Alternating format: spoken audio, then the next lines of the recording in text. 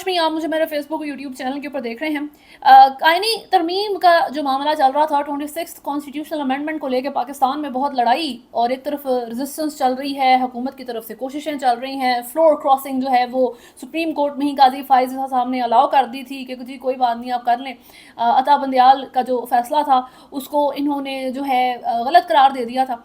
ये सारे मामलात रहते हैं और अभी इस तरमीम को जो है रातों रात इन लोगों ने पास करवा लिया है, अप्लाई कर दिया है। काजी फायज ईसा को जो है कल रात तक का वक्त दिया है कि जी आपने 3 नाम सजेस्ट करने हैं कि उनमें से फिर हम डिसाइड करेंगे, वज़ीर आज़म और सदर जो है वो मिलकर डिसाइड करेंगे कि जी कौन बंदा सुप्रीम कोर्ट का चीफ जस्टिस बनेगा काजी फायज ईसा साहब के बाद। काजी फायज ईसा और हुकूमत बिल्कुल इंटरचेंजेबल लोग हैं, कोई डिफरेंस नहीं है। अगर आप देखें कि जी अथॉरिटीज़, हुकूमत और काजी फायज ईसा 3 डिफरेंट आइडेंटिटीज़ हैं तो आप गलत हैं, ये तीनों एक ही हैं। तो मतलब काजी फायज से सिर्फ पेपर के ऊपर इनका नाम इस्तेमाल हो रहा है कि जी 3 नाम आप सजेस्ट करें। आई एम श्योर ये हुकूमत और ये अथॉरिटीज़ बैठ के इस वक्त डिसाइड कर रहे हैं कि वो कौन से 3 नाम हमने लोगों के सामने रखने हैं और उनमें से जो बंदा सेलेक्ट करना है वो भी इनको पहले ही पता है। एक तरफ तो ये मामला जाते हैं, दूसरी तरफ जो इम्पोर्टेंट चीज़ अंडरस्टैंड करने की है वो ये है कि मौलाना फजलुर रहमान और पाकिस्तान तहरीक इंसाफ के सोल्ड आउट्स हॉर्स ट्रेडिंग जो चल रही थी, जिस तरीके से ये लोग लोगों को ख़रीदने की, वोट्स की कोशिश कर रहे थे, मौलाना साहब के कल कहने के बावजूद कि जी मैं कल परसों उन्होंने कहा था कि जी पाकिस्तान तहरीक इंसाफ भी एक एंटिटी है, उसको आप डिनाई नहीं कर सकते। तो हम जो है ना ऐसे आइनी मुसवदे की चाहते हैं कि आप हमारा वाला एक्सेप्ट करें, हम हुकूमती ड्राफ्ट रिजेक्ट करते हैं। इस तरह की उन्होंने बड़ी बड़ी बातें की। लोग बहुत खुश हो गए कि जी देखें पाकिस्तान तहरीक इंसाफ की लीडरशिप, जो केयर टेकर लीडरशिप है, उसने वो काम नहीं किए जो मौलाना साहब ने कर दिए। मैंने पहले ही कहा था मौलाना साहब की जो बातचीत है उसके ऊपर ना खुश होना चाहिए ना ही दुखी होना चाहिए, क्योंकि वो हर कश्ती का सवार इंसान है। ख्वाजा आसिफ का कहना था कि मौलाना अगर हमारे साथ नहीं भी मिलते तब भी हमारी सीट्स पूरी हैं। इसका मतलब ये होता है कि जो पाकिस्तान तहरीक इंसाफ है, जो उसके सोल्ड आउट्स हैं, अब आपको अभी भी स्टिल नहीं पता कि कौन कौन सा बंदा है पाकिस्तान तहरीक इंसाफ के अंदर जो स्टिल होल्ड पर रखा हुआ है इस हुकूमत ने। लेकिन बहरहाल उन्होंने उनका भी इस्तेमाल किया। मौलाना फजलुर रहमान लास्ट मोमेंट पर मान गए। अब इस सारे सिनेरियो में एक जो बंदा सबसे ज़्यादा डिस्कस हो रहा है, जो 9-10 नाम है पीटीआई के, उन्होंने अपने पेज के ऊपर पीटीआई ऑफिशियल ने गद्दार करके नाम उनका लिख दिया है। वो पहले गायब हो गए थे, फिर बाद में जो है वो सामने आए। लेकिन इंतज़ार पंजोता साहब जो हैं, जो इमरान खान के लॉयर हैं, उनका अभी तक स्टिल कोई अता पता नहीं है कि वो किधर है। तो इस सारे केओस में उनके ऊपर बात काफ़ी कम होती है, क्योंकि और बहुत सारे यहाँ पर मसले खड़े रहते हैं हर वक्त। तो बहरहाल जी शाह महमूद कुरैशी के जो बेटे हैं जैन कुरैशी, उनका नाम आया कि जी ये पार्लियामेंट के अंदर मौजूद थे जब इस आईनी तरमीम को सक्सेस बनाया जा रहा था, और अब इसके ऊपर सब लोग डिवाइडेड हो चुके हैं। पाकिस्तान तहरीक इंसाफ के लिए इस वक्त सबसे ज़्यादा जो रिस्पेक्टेबल बंदा इमरान खान तो एक लीडर के तौर पे वो मानते हैं, उन्हीं की वजह से ही पीटीआई का कोई वोटर सपोर्टर मौजूद है। अगर इमरान खान को आप पीटीआई से माइनस करेंगे तो देयर विल बी नोबडी। लेकिन शाह महमूद कुरैशी एक ऐसा नाम है जिसके बारे में पाकिस्तान तहरीक इंसाफ बहुत रिस्पेक्ट रखती है, बहुत ट्रस्ट रखती है कि जी ये बंदा इमरान खान के साथ रुका है। तो इसके बारे में इवन ये बात मैंने की थी कि अगर गॉड फॉरबिड ऐसा कोई वक्त आता है कि इमरान खान को ये लोग कुछ कर देते हैं और इमरान खान जो है वो इमरान खान लेस पीटीआई बन जाती है, तो उस सारे माहौल में अगर पीटीआई के लीडर के तौर पे कोई बंदा एक्सेप्ट करेगी पब्लिक, तो वो शाह महमूद कुरैशी साहब ही हो सकते हैं।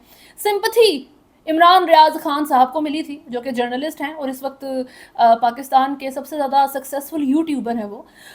लेकिन पाकिस्तान की अभी अवाम और पीटीआई के लोग उनको लेके बहुत सारी रिजर्वेशंस रखते हैं, उनके कंटेंट को लेके, उनकी खबरों को लेके। They are not satisfied, but sympathy is a very powerful emotion. तो वो आप इमरान रियाज खान का यूट्यूब चैनल देख के अंदाज़ा लगा सकते हैं कि सिंपथी कितनी पावरफुल होती है।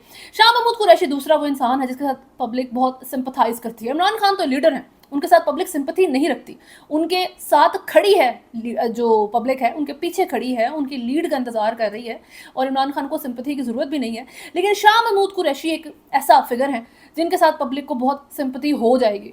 अब एक तरफ तो ये चीज़ें हैं। अब इस सारी सिचुएशन में जैन कुरैशी साहब आ जाते हैं, जो कि शाह महमूद कुरैशी के बेटे हैं। अब ये चीज़ इतनी छोटी नहीं है जितनी आप इसको मतलब वन लाइनर में इसके ऊपर मैंने देखा है कि यूट्यूबर्स बात कर रहे हैं, जो खासतौर पर पीटीआई के बहुत ज़्यादा क्लोज हैं, जो पीटीआई के बारे में कोशिश करते हैं कि ज़्यादा नेगेटिव बात ना करें ताकि पब्लिक जो है बिल्कुल ही होपलेस ना हो जाए या पब्लिक बिल्कुल ही पीटीआई से बेजार ना हो जाए। तो इसलिए उन्होंने वन लाइनर जैन कुरैशी का जिक्र किया है। लेकिन इसके ऊपर बात करनी बहुत ज़रूरी है क्योंकि आपका फ्यूचर इसके ऊपर डिपेंड करता है। जैन कुरैशी के बारे में शाह महमूद कुरैशी को बहुत कॉन्फिडेंस था, उन्होंने अपनी एक वीडियो में कहा भी था कि जो मर्जी कर लें, आपने मेरे बेटे को भी उठाना तो उठा लें, वो कभी भी नहीं आपके सामने जो है ना वो झुकेगा, वो नहीं बिकेगा। लेकिन जैन कुरैशी साहब जो हैं पहले गायब होते हैं, फिर उसके बाद जो है उनका अमेंडमेंट होने के बाद सारा कुछ हो गया, घंटों बाद उनका जो है वीडियो पैगाम जारी होता है कि मेरे बारे में इस तरह की खबरें चल रही हैं तो ये झूठ है, ऐसा कुछ भी नहीं है।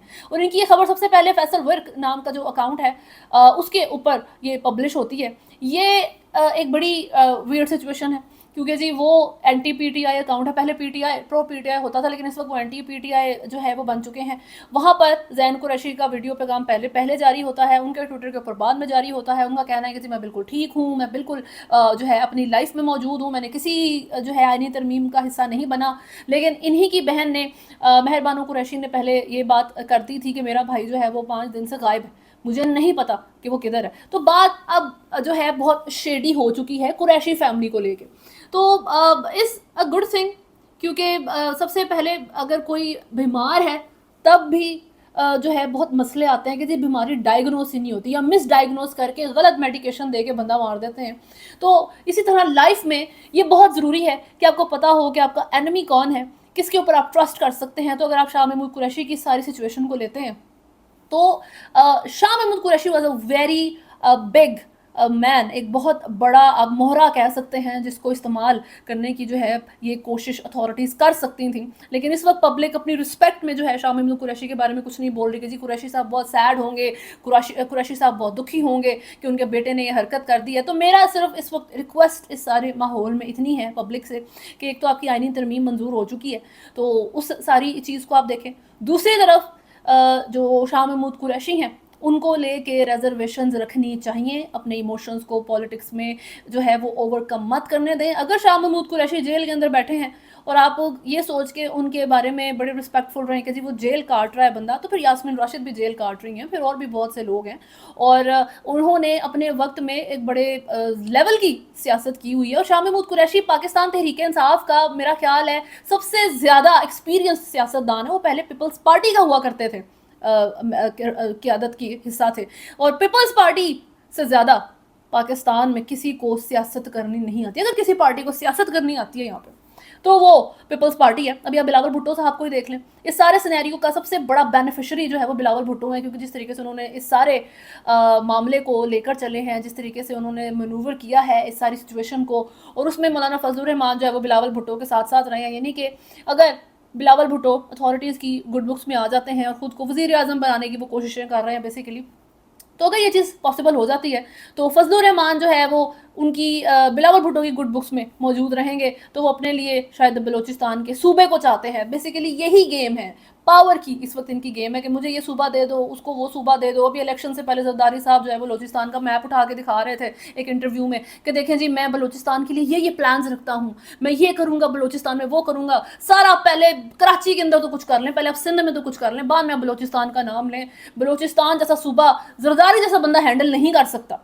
तो लेकिन मौलाना फजलुर रहमान की या सदारत पर नज़र है या बलूचिस्तान के सूबे पर नज़र है, और इस वक्त वो हाफ वे थ्रू हो चुके हैं इस चीज़ में। बिलावल भुट्टो जो है उनकी प्राइम मिनिस्टरशिप के ऊपर नज़र है। तो ये है जी सारी सूरत हाल। काजी फाइज ईसा अगर कर सकते तो वो बड़ी कोशिश करते, जो 3 नाम उनको कहा है कि आपने सजेस्ट करने हैं उनमें से वो एक नाम अपना भी दे देते। बहरहाल जी एक तरफ तो ये सारी सिचुएशन रहती है। मंसूर अली शाह जो कि सीनियोरिटी की बेस के ऊपर next chief justice of Pakistan उनको होना चाहिए था, और अभी भी ऐसा है कि वो हो सकते हैं। ऐसा नहीं कि आप कंप्लीटली इस चीज़ को नहीं कैंसिल कर सकते कि जी आप तो Mansoor Ali Shah chief justice of Pakistan नहीं बन सकते। अभी भी ये चीज़ जजेस का अपना एक प्रोटोकॉल होता है, एक रिस्पेक्ट होती है। तो लेट्स सी व्हाट हैपेंस। खैर सुप्रीम कोर्ट में मुसाबकती कमीशन से मुतल्लिक हाई कोर्ट के फैसले के खिलाफ अपील पर समाअत में जस्टिस मंसूर अली शाह ने जो है आईनी बेंच से मुतल्लिक रिमार्क्स देते हुए कहा है कि क्या ये बेंच, ये जो केस मैं सुन रहा हूँ ये सुप्रीम कोर्ट का केस है या आईनी अदालत इसको सुनेगी। लगता है कि ये सवाल अब सुप्रीम कोर्ट में रोज़ उठा करेगा कि क्या ये केस आम बेंच सुनेगा या आईनी बेंच। अब ये बहुत सख्त अल्फाज का बेसिकली इस्तेमाल है कि सुप्रीम कोर्ट सुपर कोर्ट होती है किसी भी मुल्क की, यूएसए, कनाडा, जो चाइना, है, इंडिया है, जितने भी मुल्क हैं, अफगानिस्तान है, तो तमाम मुल्कों में सुप्रीम कोर्ट जो है वो अल्टीमेट पावर है जुडिशरी में। ये जो बिलावल भुट्टो साहब बातें करते हैं कि जी नहीं नहीं, यहाँ हर जगह पे जो है सुप्रीम कोर्ट से ऊपर इस तरीके से आईनी तरमीम इस तरीके से ही मौजूद है, हम उनके अकॉर्डिंग कर रहे हैं, ऐसा कुछ भी नहीं है।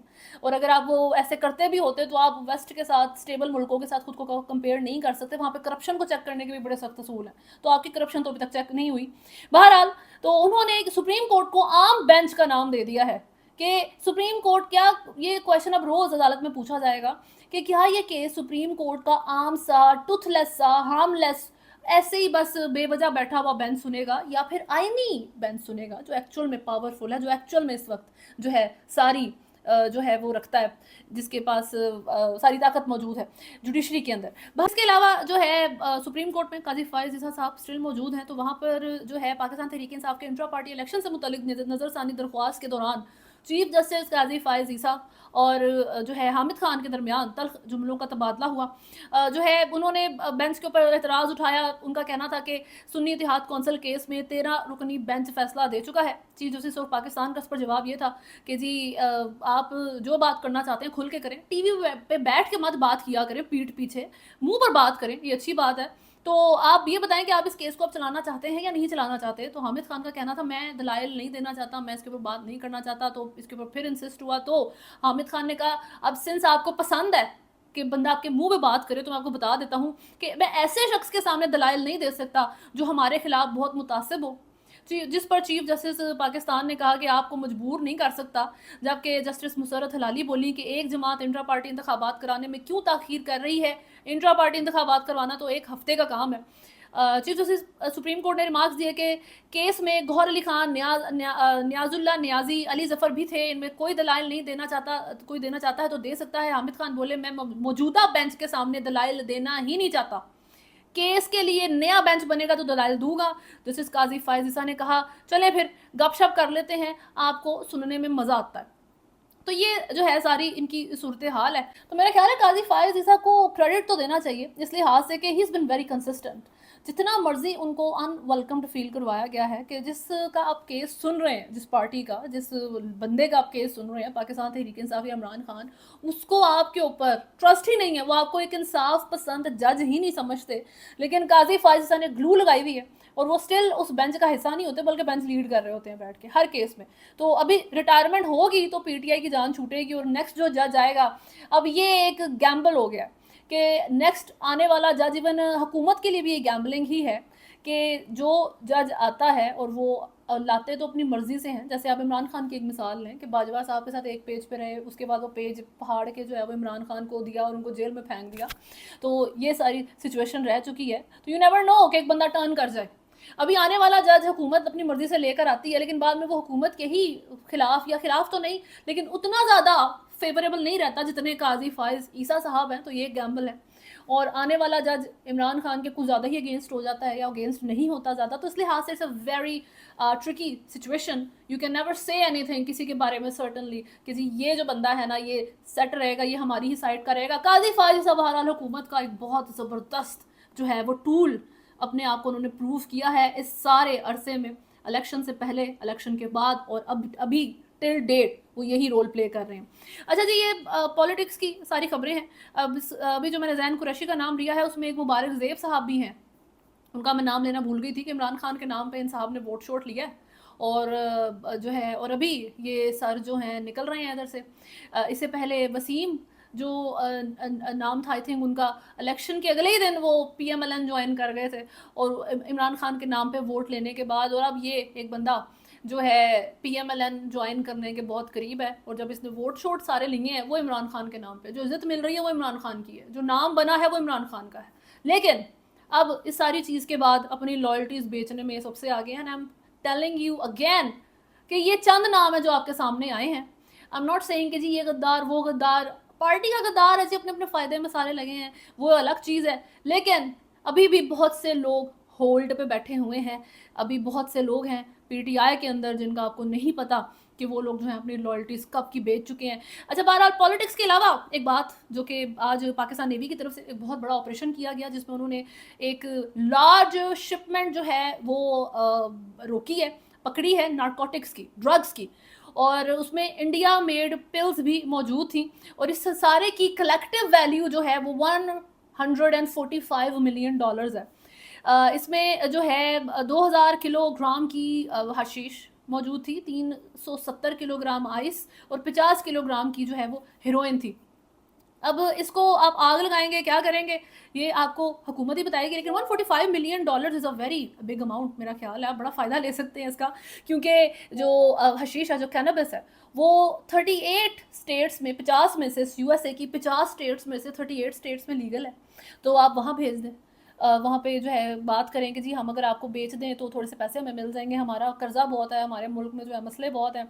उसके बाद ऑरेगन जो स्टेट है यूएसए की, वहाँ पे सारी ही ड्रग्स लीगल हैं, हर तरह की हार्ड ड्रग्स जो हैं वहाँ पर वो लीगल हैं। खैर अभी रिसेंटली वहाँ पे उसको वापस क्रिमिनलाइज करने की कोशिशें की जा रही हैं। वहाँ पे जो है लोगों ने भी इसकी जो है वो हक में बात कर दी है कि जी हाँ जी आप यहाँ पे क्रिमिनलाइज कर दें सारी ड्रग्स को। बट बहरहाल एट दिस मोमेंट ऑर्गन जो है यूएसए की ऐसी स्टेट है जहाँ पे सारी ड्रग्स अलाउड है।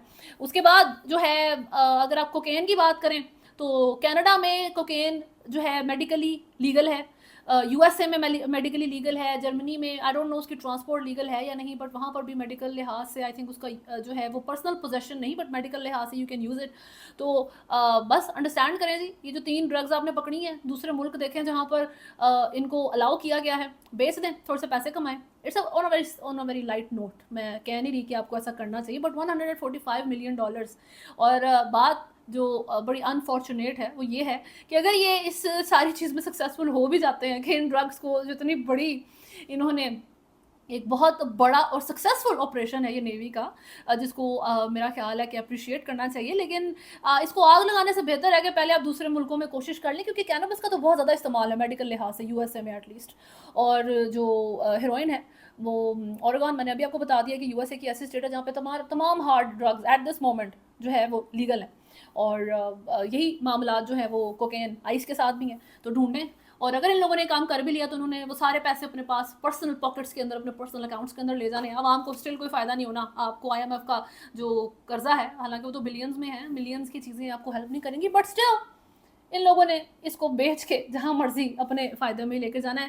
दैट बीइंग सेड, बहुत बड़ा operation, it's a big success. अभी तक के लिए न्यूज़ में इतना ही है। अगर आपने चैनल को फॉलो नहीं किया तो सब्सक्राइब करें, वीडियो को लाइक एंड शेयर ज़रूर करें। अल्लाह हाफ़िज़।